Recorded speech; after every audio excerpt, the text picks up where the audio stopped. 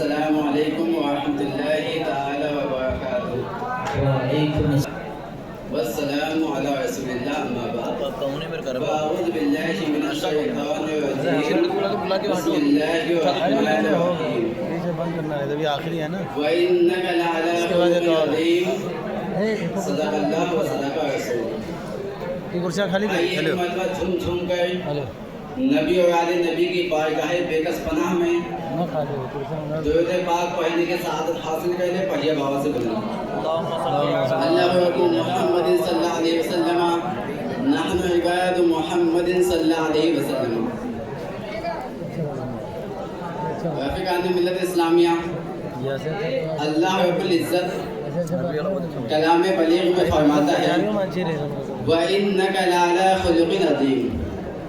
اے محبوب، یقیناً آپ کے اخلاق عظیم ہیں. معزز سامعین اعظام، اللہ کے حبیب صلی اللہ تعالی علیہ وسلم فرماتے ہیں ان اللہ بعثنی علی مکارم الاخلاق و محاسن الافعال. یعنی کہ اللہ رب العزت نے مجھے بہترین اخلاق اور بہترین افعال کے ساتھ بھیجا.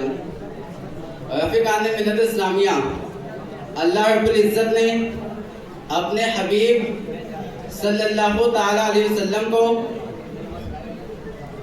جو تمام شانیں بے شمار شانیں عطا فرمائی تھی، ان میں حضور صلی اللہ تعالی وسلم کے اخلاق و کردار کی شان ہی نرالی ہے. عرب کے سنگ دل بدوں کا رابط و رحمت کا پیکر بن جانا، خون کے پیاسوں کا خدام اور جان نثاروں کے زمرے میں آ جانا، اپنی بچیوں کو زندہ درگور کرنے والوں کا شفقت پدری کا علم بردار بن جانا، خاندانی تعصب کے مریضوں کا امن عالم کا پیامبر بن جانا، یہ سب حضور کے اخلاق و کردار کی قوت اور حسن ہی کا کرشمہ ہے.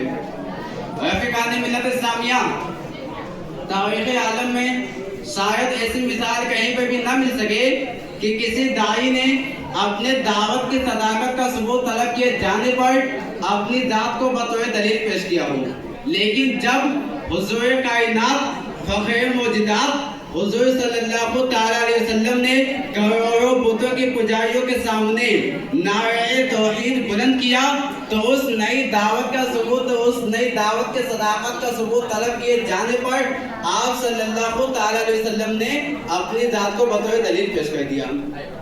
اور حضور پاک نے فرمایا کہ میرا ماضی تمہارے سامنے ہے، میں نے اپنا بچپن، اپنا لڑکپن، اپنی جوانی تمہارے درمیان گزاری ہے. اگر ماضی میں تم کو میرے دامن پر کسب و افتراء کا کوئی بھی دھبا نظر آیا ہو تو آج تم مجھ پر شک کرنے میں حد بجانب ہو. لیکن اگر میرا ماضی تمہاری نظروں میں ہر قسم کے داغ دھبوں سے پاک ہے تو اس طرح سے تمہارا یک میرے متعلق تمہارے رویے میں اس طرح سے تبدیلی کا رونما ہو جانا یہ انصاف کے تقاضوں کے خلاف ہے. رفیقان ملت اسلامیہ، میرے آقا صلی اللہ تعالی وسلم کے پہلے مخاطب عرب تھے.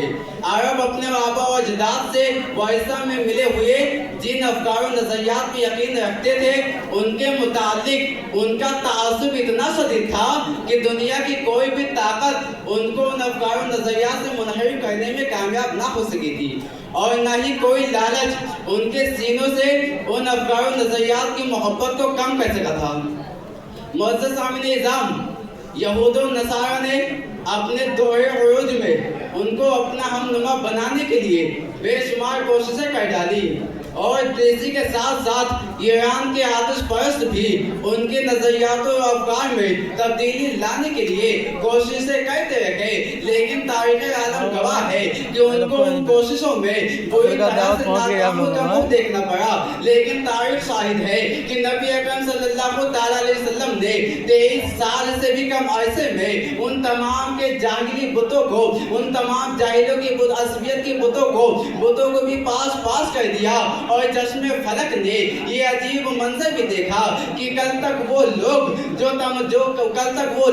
جو کروڑوں بتوں کے سامنے سر نیاز جھکا رہے تھے، آج وہ ایک زبان ہو کر قل هو اللہ احد کا نعرہ لگائے گئے۔ رفیقان ملت اسلامیہ، ایک ایسا انقلاب تھا کہ اس انقلاب کی پشت پر ایک ایسا انقلاب تھا کہ کوئی انقلاب سرعت ہمہ گہرائی اور گہرائی میں اس انقلاب کا مقابلہ نہیں کر سکتا، اور اس انقلاب کے پشت پر نہ تو ابتدائی کی قوت تھی، نہ ہی سیم و زر کی چمک تھی، نہ ہی انسانی اعصاب کو بھڑکا کر حیوانی جذبات کو معروف کرنے کا کوئی غلبہ تھا۔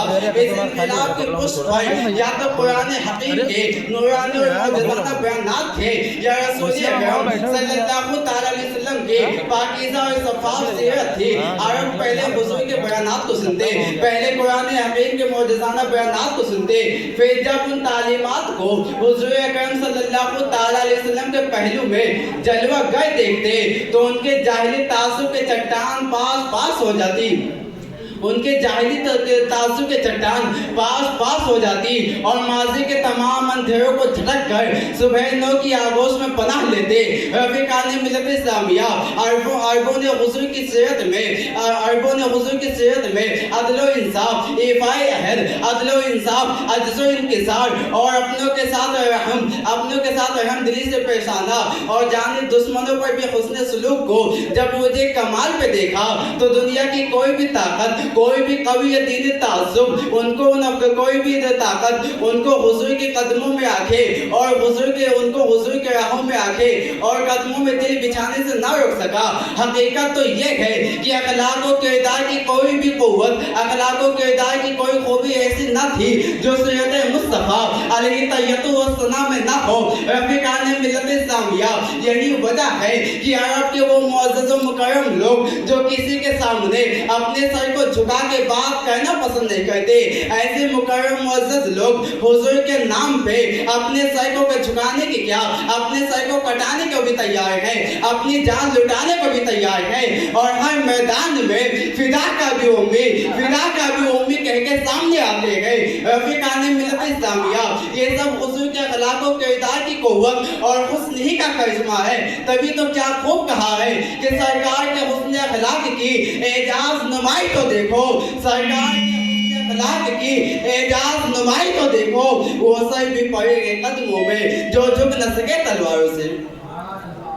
میں اپنی تقریر کو ختم کرتا ہوں۔ اللہ تعالیٰ کے بارے میں دعا ہے کہ